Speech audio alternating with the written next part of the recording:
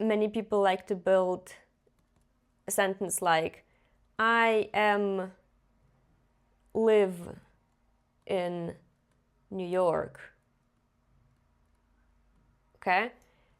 Why is this wrong? Because how many verbs, just count how many verbs you have in this sentence. I see am and I see live. Is that right? I don't think so, because in this sentence I only had one verb. I am 26, I am a girl, I am nice. In any other sentence I only had one verb. I also made a mistake here, the train arrives, okay? So I see the train arrives, I go, I work, I smoke, water boils, right? I only see one verb in each of these sentences. Meaning you only have to choose one, and that is going to be the verb to live. I live in New York. Why not I am? Because the meaning is different. If you are in New York, I am in New York. That is also correct, but the meaning is different. It doesn't mean you live there, okay? Is that a big mistake? Well, yeah. Okay, so I live in New York. Another common mistake is I lives in New York. Why is this a mistake? This is correct. Why is this a mistake? Because you have this S ending here. Do we apply this S ending? No, because we know it's only he, she, it lives. Okay? So you say not I, but she, for example. She lives in New York. Okay. Another mistake is she live in Hamburg. Why is this a mistake? Because we already know lives. Okay, she lives in New York. Very often people forget about this S ending, not only in writing, but also when speaking, and the other way around. And you have to really, since now you know this rule, right, that you have to put this S ending, it's a very common mistake.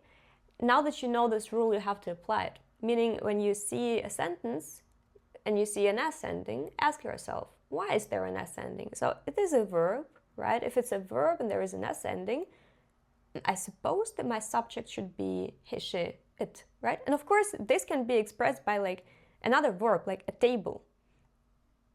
A table, okay? Why does it work? I can say a table costs, I don't know, 10 euro, okay? Then we say the table, we mean some specific table, okay? Why does it work? Because instead of the word table, you can say it, okay? It's the same. It costs 10 euro, okay? All right, that's it for positive sentences, all right? But we are not done yet, because we know that we have negative sentences as well. And so now we have two cases to consider, right? Because now we have the verb to be on one hand, and we have any other verb, which can be, let's say, to play, okay? So first we remember that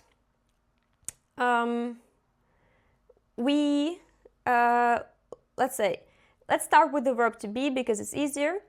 And let's say I am a girl. And I want to negate the sentence. How do I negate it? I just say I am not a girl. It's that simple. It's very simple. I also say she is not a boy. Okay? So it's always gonna be not. It's simple. Now, as for the verb to play, or any other verb that is not the verb to be, it's kind of a bit trickier. So I can say I play computer games. Now I want to negate the sentence. How do I do it? Well, following this logic, right, like it shouldn't be very different from the verb to be. I should just say I play not, right? I play not computer games, right? No, because we say I not play computer games. Is that correct? No, because then we say I do not play computer games. Now, you can ask me, what the fuck? Where is this do coming from? Well, that's the rule. If you want to build a negative sentence with the verb, with any verb that is not the verb to be, you take your subject and you add do or does, you add not, and you add your verb. Okay? So I say I do not play computer games. What is this do? Is do the same do, like for example, I do math at the weekend? Because in this case, this do has a meaning, right? So is it the same do? No.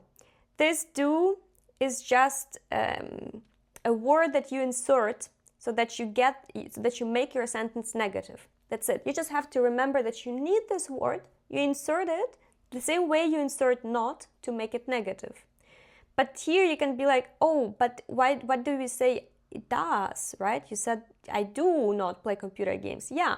If you look at this word does, and you check out this es ending, you can already guess that we use does when we use she, he, it does not play computer games.